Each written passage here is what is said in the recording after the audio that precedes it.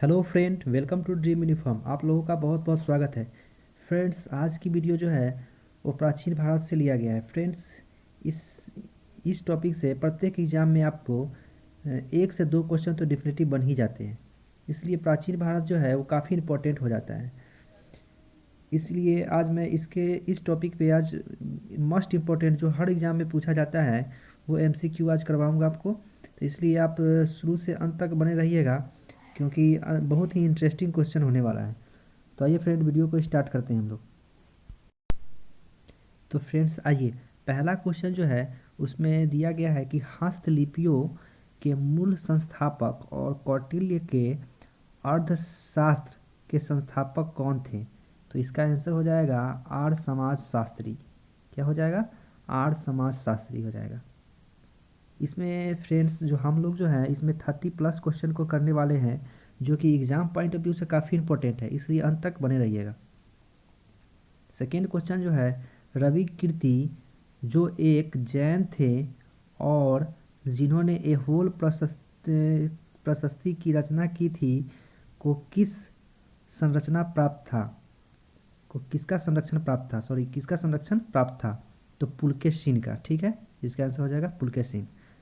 उसके बाद third question है कि अशोक ने बौद्ध धर्म कब ग्रहण किया था। तो कलिंग युद्ध के पश्चात किया था। चलिए आगे स्क्रॉल कर लेते हैं, अंत तक बने रहिएगा। ये बहुत ही इंपॉर्टेंट सेशन है, इसमें आपको बहुत ही मज़ा आएगा। उसके बाद अगला क्वेश्चन है कि के प्राचीनतम बौद्ध विश्वविद्यालय बनाया गया था। कहाँ बनाया गया था? तो ये नालंदा में बनाया गया। ठीक है, नालंदा विश्वविद्यालय बनाया गया था। उसके बाद है कि भारत के लिए समुद्री मार्ग की खोज करने वाला प्रथम देश कौन था। तो पुर्तगाल था, आप लोगों को याद ही होगा। हम्म, चलिए आगे बढ़ते हैं हम लोग। उसके बाद है कि चीनी यात्रियों ने सर्वप्रथम भारत की यात्रा क्यों की। तो उन्हें बौद्ध धर्म में रुचि थी। क्या थी उन्हें? बौद्ध धर्म में रुचि थी, यहाँ दिया गया है बौद्ध धर्म में रुचि थी। चलिए फिर से आगे बढ़ते हैं हम लोग। उसके बाद है कि कृष्ण वंश के प्रसिद्ध राजा कौन थे।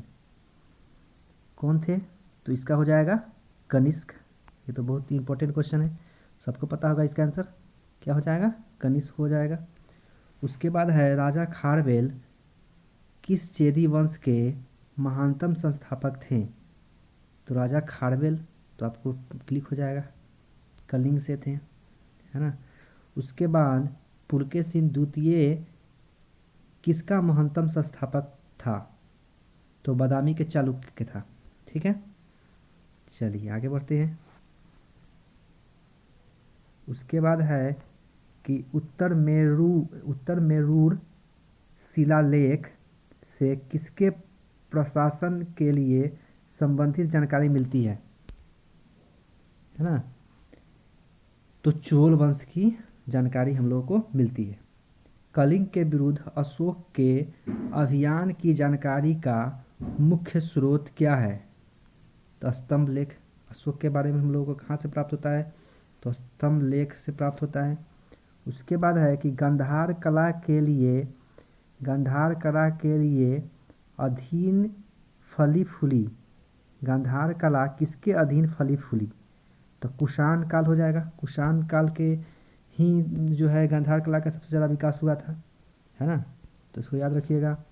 अब चलिए हम लोग आगे बढ़ते हैं। फ्रेंड्स, यहाँ से तो प्रत्येक एग्जाम में एक से दो क्वेश्चन तो हर बार पूछा ही जाता है एंशियंट हिस्ट्री से, चाहे पीसीएस का एग्जाम लेवल का क्यों ना हो। ठीक है, चाहे ग्रुप टी हो एनटीपीसी हो, यहाँ से तो एक क्वेश्चन बनेगा ही, इसलिए इसको अच्छा से इसको नोट डाउन कर लीजिएगा और याद कर लीजिएगा। उसके बाद है क्वेश्चन कि 13वीं शताब्दी में राजस्थान में माउंट आबू में प्रसिद्ध मंदिर दिलवाड़ा मंदिर किसने बनवाया था। तो तेजपाल ने बनवाया था इसको। ठीक है, तेजपाल ने बनवाया था। उसके बाद उसके बाद है महाभाष्य किसने लिखा था। तो पतंजलि का है महाभाष्य। उसके बाद प्रसिद्ध दिलवाड़ा मंदिर कहाँ स्थित है। तो राजस्थान में है ना। चलिए आगे बढ़ते हैं। उसके बाद है अलेक्जेंडर, जिसको सिकंदर भी कहा जाता था, और पोरस की लड़ाई हुई थी। कहाँ हुई थी, मतलब कि उस युद्ध का क्या नाम था?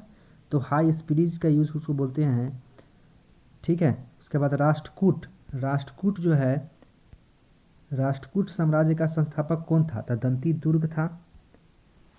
तक्षशिला प्रसिद्ध स्थल के रूप में होने का कारण था गंधार कला। तक्षशिला जो था वो कौन सा कला में बना था? मतलब कि गंधार कला में बना था। मंदिर का 3 कला होता है, आप लोगों को पता ही होगा।